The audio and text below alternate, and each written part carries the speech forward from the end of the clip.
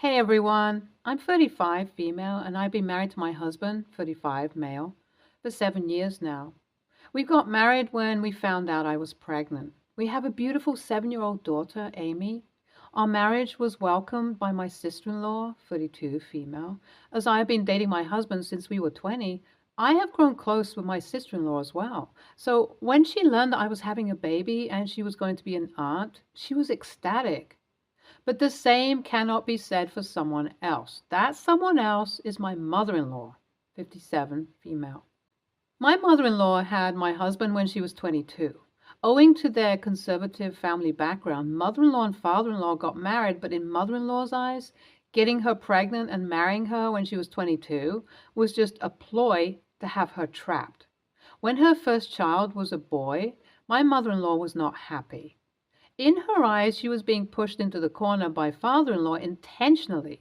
Father-in-law did not want another child, but mother-in-law insisted on having another child, which led to them having sister-in-law.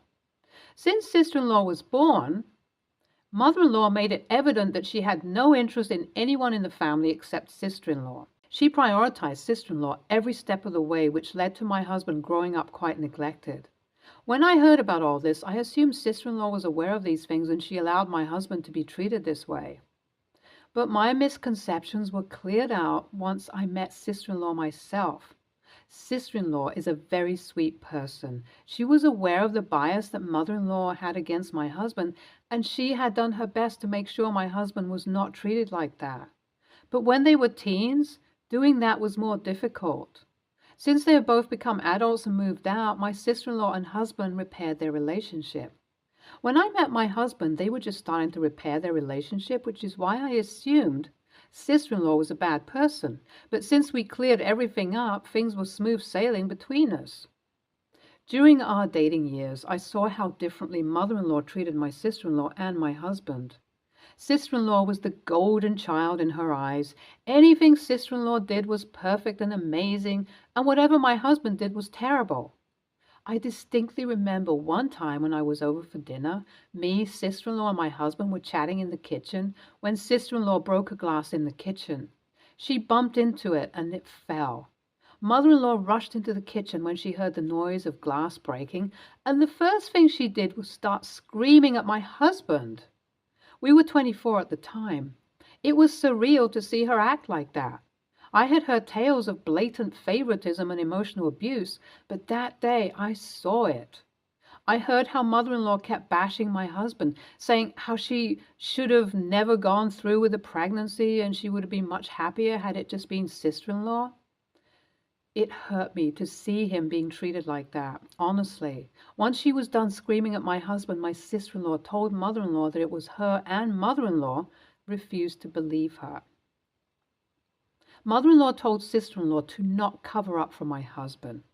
Over the years, I noticed how vicariously mother-in-law lives through sister-in-law. Whenever sister-in-law does something, mother-in-law would go out of her way to make it a huge deal, even though sister-in-law herself hated it. Based on our chats, sister-in-law is an introvert and she hates being the center of attention because that's all she has known since she was a kid, thanks to mother-in-law. And that causes her a lot of anxiety. But that doesn't stop mother-in-law from not giving her a break. She repeatedly puts pressure on sister-in-law and makes a big deal out of every small achievement of sister-in-law. Now, I'm telling you all this because I need you to understand how crazy my mother-in-law is about my sister-in-law having the spotlight. When my daughter Amy was born, the attention definitely shifted to her because, as one knows, Amy is a baby. Everyone at every family gathering since Amy's birth was more concerned about her well-being than hearing about sister-in-law being an employee of the month. Sister-in-law was very happy with that, as that gave her a much-needed social break she needed.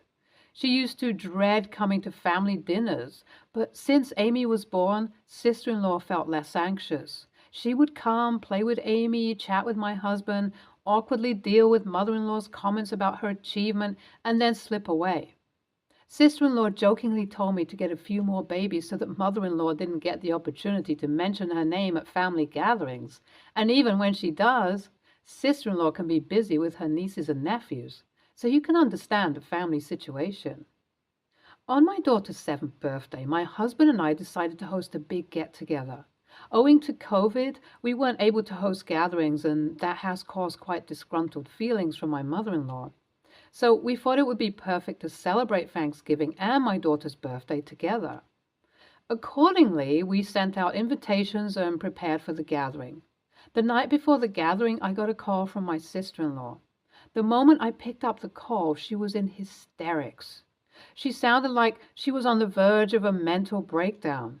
That worried both me and my husband. When we finally managed to calm her down, she told me that I should uninvite mother-in-law right then. I couldn't quite understand why, and sister-in-law explained that there might be something that mother-in-law is planning to do on Amy's birthday, which could be hurtful to Amy. I asked her what she even meant, and sister-in-law said that mother-in-law told her how upset she is with Amy.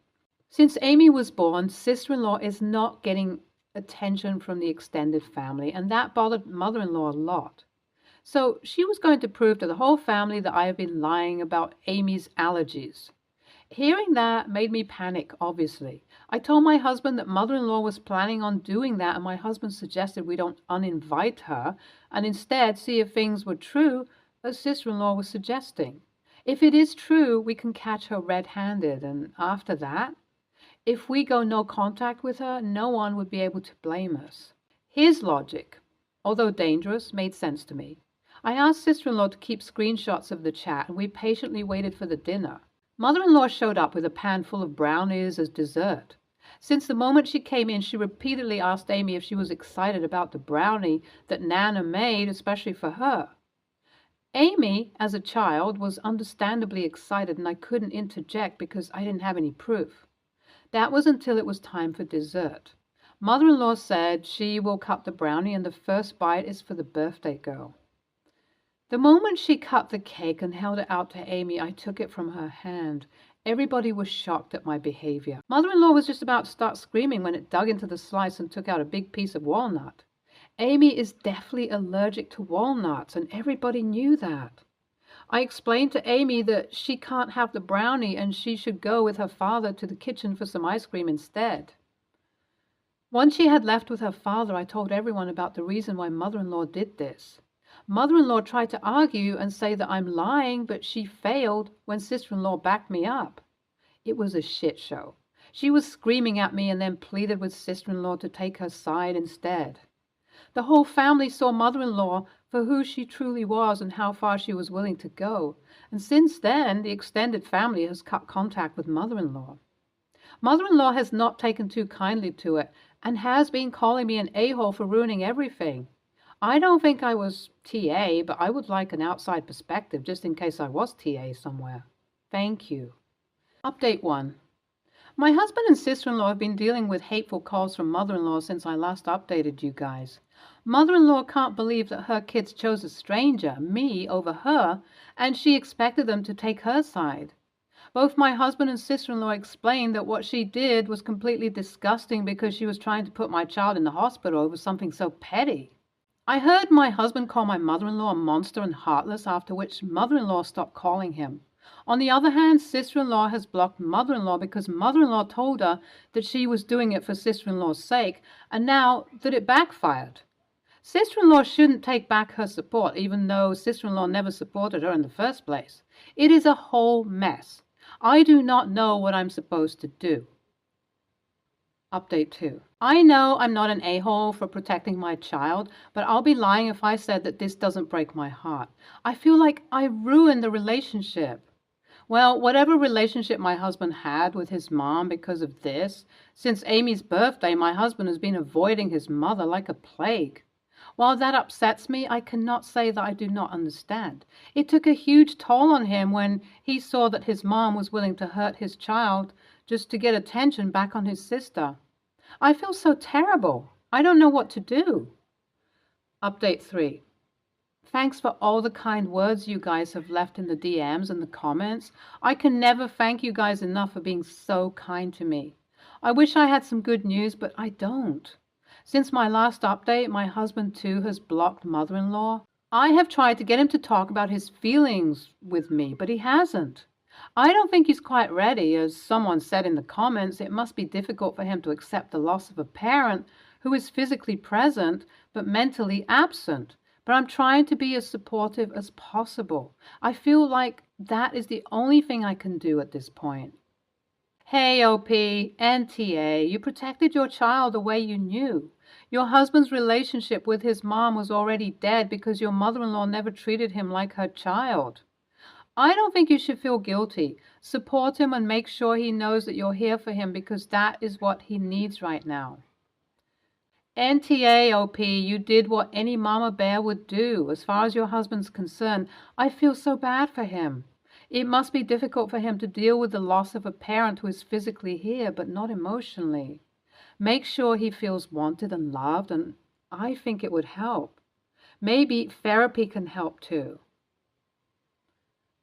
Next story. My grandma, Granny, 93, female, is living in a nursing home. As her memory and physical ability started to decline, the family moved her into a home where she is now doing surprisingly well. Granny probably has dementia, but we have not bothered to get a formal diagnosis as it wouldn't change anything in how we care for her. Granny still uses a walker, but she has been slowly getting weaker over the last several months. She used to get up independently, but one night she fell off the toilet and was on the floor for a short time, thankfully with no injury. As she forgets to use the call bell, she has a bed alarm for safety. She also always has someone walk beside her due to the fall risk, and if she goes to the bathroom, a staff member will wait right outside the door for her to finish. This is because Granny will always accept help, but she will never ask for it. This is important for later. Myself, 38 male, and my brothers, 40 male, 42 male, enjoy taking her to her favorite Italian restaurant. When we park in a handicapped space and assist her with walking, she manages nicely. The last time I took her, she needed to use the bathroom after the meal. Being aware of her fall risk, I went to the woman's washroom. I opened the door a crack, asked loudly, "Is anyone in here?" And when there was no reply, took my grandma in. After assisting her to the toilet, I closed the stall door and stood right outside. During this time, a middle-aged woman walked in and was visibly taken aback by my presence. I apologized, saying my grandmother was using the bathroom and that we would be done quickly and to please feel free to use the facilities. She walked out without a word. A minute or so later, I took Granny out of the bathroom, walker and all. The woman was waiting outside for us, and as we left, she went in, muttering loud enough that I should have taken her to the men's washroom if I was there with her. I said nothing, not wanting to cause any conflict, and took Granny back to home. Afterwards, this did get me thinking. I have my grandma's well-being first and foremost in my mind, but I certainly don't want to make anyone else uncomfortable by going into a woman's washroom. My wife and one brother thought I did the right thing, but other family members thought I was the a-hole and looked like a creep. I replied that as a woman, Granny has the right to use a woman's washroom, and as someone who was her caretaker at that moment, I go where she goes for her own safety. Am I the a-hole for taking a disabled, handicapped woman to a woman's washroom when I am a man? For reference, the restaurant does not have a family or mixed washroom, or I'd absolutely take her there. NTA, your grandmother needed help and there were no females with your group at the restaurant and no family mixed bathroom. As a female, your granny has the right to use the women's bathroom, and you didn't violate anyone else's rights while assisting her. You merely waited outside of the stall until she was done and then left when your granny was done. You didn't do anything inappropriate, and you didn't disrespect anyone. The lady and your other family members are overreacting to you simply helping your granny, who is a fall risk, to go to the bathroom safely. NTA, I don't see how you'd make people uncomfortable when you're visibly there with your very elderly grandmother. It's not like you're on your own or just loitering and telling people you're with your grandmother. I imagine if, when there are disabled stalls, you take her to those. If not, then you might be better off doing that when possible, both to avoid these situations and because there are handrails and more space, so it might be easier for her too. But if that's not an option, I think what you're doing is fine. Taking an elderly woman into a men's restroom where there are urinals feels less respectful of her privacy than you accompanying her into the women's restroom, where other women will more often than not understand the context and be fine with it. Next story. I, 22, female, am very close with my mother. My mother came out as bi and has been dating this girl, Sylvia, for about 2 years. My father was the love of my mother's life, but he passed away about 10 years ago. They were together since high school and friends since the fourth grade. It was like a fairy tale. This incident has nothing to do with me not wanting my mother to move on because I want my mother happy. She deserves it. Basically, Sylvia has always said this thing about her being my mom's one true love and how fate put them together. I always ignored this and let her say what she wanted to say, but I have a younger sister, age 13, who Sylvia tells this to. My sister came to me and said that Sylvia told her this, and when my sister brought up my dad, Sylvia said my parents weren't really soulmates, but just two people that fell in love and were chapters in each other's books, and that Sylvia was my mother's true love. I confronted Sylvia on this because she shouldn't say things like that to my sister. I basically just said to Sylvia to stop saying she was my mom's one true love because that wasn't true. My dad was. This caused a huge argument between Sylvia and I, and she accused me of just not wanting my mother to move on and be happy.